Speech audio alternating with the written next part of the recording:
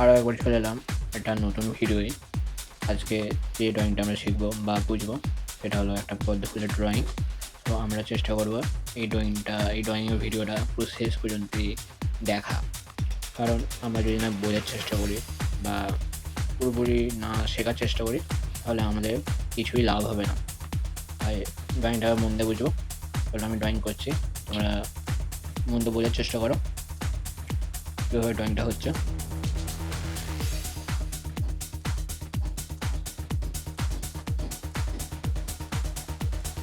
কীভাবে লাইন টানছি, কীভাবে কার্টুন আমি টানছি সেখানে একটু ফলো করার চেষ্টা করো।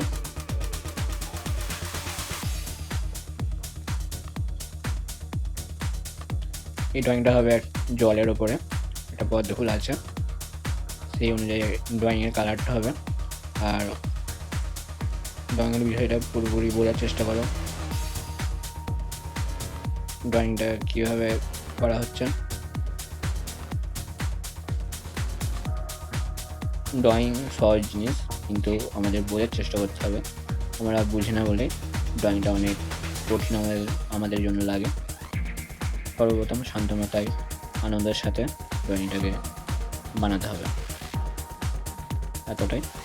তো এর থেকে বেশি কিছু ড্রয়িংয়ের মধ্যে নেই।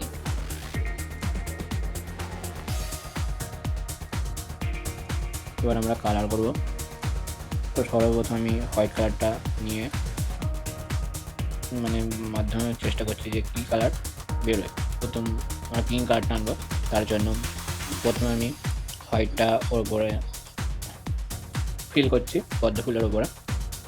তোমরা দেখতে পাবে লাস্ট কীভাবে পিঙ্ক কালারটা তৈরি হচ্ছে বা পদ্ম ফুলের কালারটা কীভাবে আসছে। তো প্রথমে আমি পদ্ম ফুলের ওপর হোয়াইট কালারটা দিয়ে দিচ্ছি।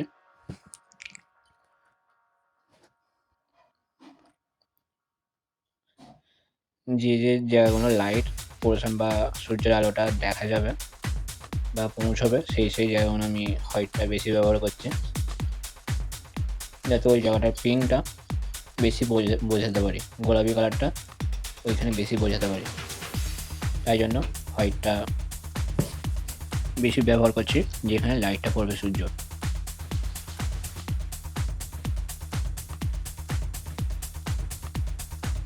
এবার রেডটা ব্যবহার করব সাদার উপর দিয়ে, যাতে করে গোলাপি কালারটা সৃষ্টি বা গঠন হয় বা তৈরি হয়।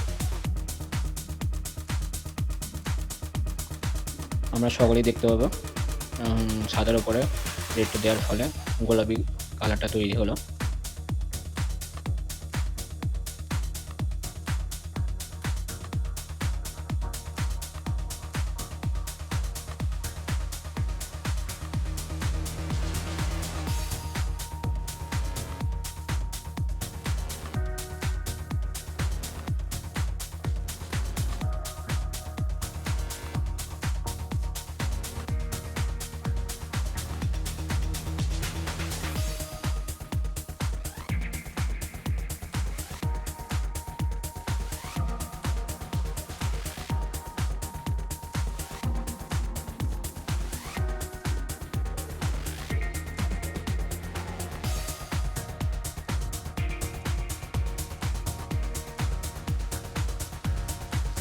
এইভাবে সম্পূর্ণ পুরো পদ্ম ফুলের কালারটা আমরা করব।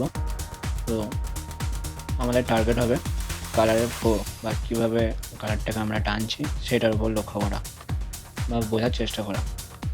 আমি কিন্তু এক লেভেলের টানছি, এদিক ওদিক আমি টানছি না রঙের ফ্লোটা। আমরা সকলে এটা দেখতে পাচ্ছি। তো এইরকমভাবে কালারটা পুরোপুরি পদ্ম ফুলে আমরা ফিল করব। আমাদের টার্গেট হবে আমরা জিনিসটাকে ভালোভাবে বোঝা এবং কীভাবে কালারটা কাজ করেছে সেটাকে বোঝা।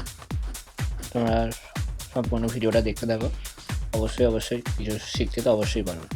তো এতটাই, তোমরা ভালো করে মন দিয়ে দেখতে থাকো আর বোঝার চেষ্টা করো।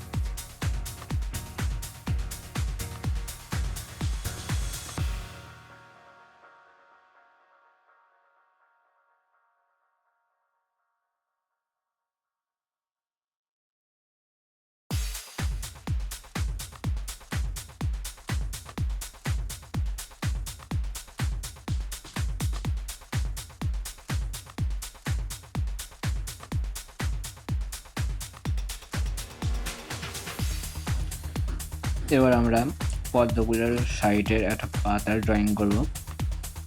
ঠিক আছে, একটা ভাষা পাতার ড্রয়িং করব। প্রথমে আমরা ডিপ সবুজের কালারটা ব্যবহার করছি,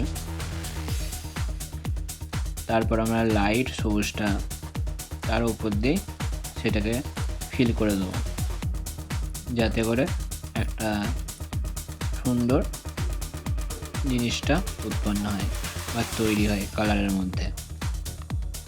মানে একটু রিয়েল বিষয়টা এই ড্রয়িংয়ে কাজ করে বা কালারে কাজ করে, সেই বিষয়টা আমরা আনার চেষ্টা করছি। তো জলটা যেখানে ঢেউটা হচ্ছে সেইখানে একটু প্রেশারটা বেশি দিচ্ছি, যাতে ঢেউয়ের অংশটা বোঝা যায়, এবং তার পাশ দিয়ে আমরা লাইট করে দিচ্ছি, মানে হালকা প্রেশারের সাথে শুধু কালারটা টেনে দিচ্ছি। তো আমরা ভিডিওয়ে এই জিনিসটা দেখতে পাচ্ছি। তো এই রকমভাবে আমরা ড্রয়িং করব।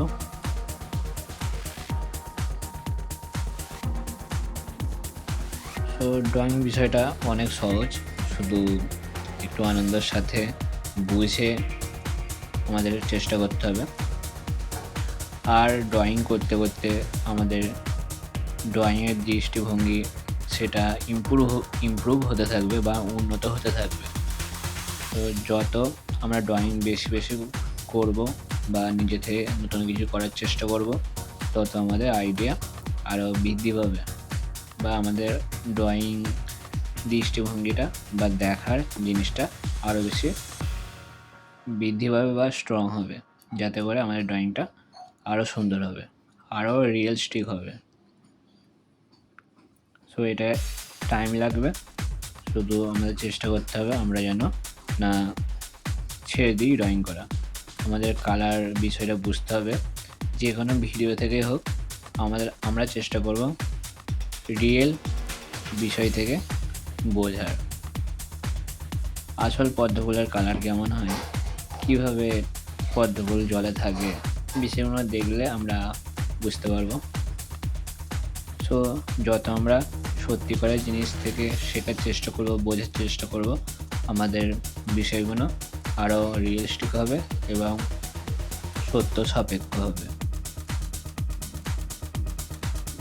বিষয়গুলো বুঝে নাও এবং নিজের ড্রয়িংয়ে অ্যাপ্লাই করার চেষ্টা করো। ঠিক আছে, সো এতটাই। তোমরা সকলে ভালো থাকবে, সুস্থ থাকবে আর নতুন কিছু শেখার চেষ্টা করবে। আমি সামান্য একটু বর্ডার দিয়ে দিলাম, এইভাবে ড্রয়িং কমপ্লিট করবে। সো আবার দেখা হবে, ততক্ষণ সবাই ভালো থাকবে।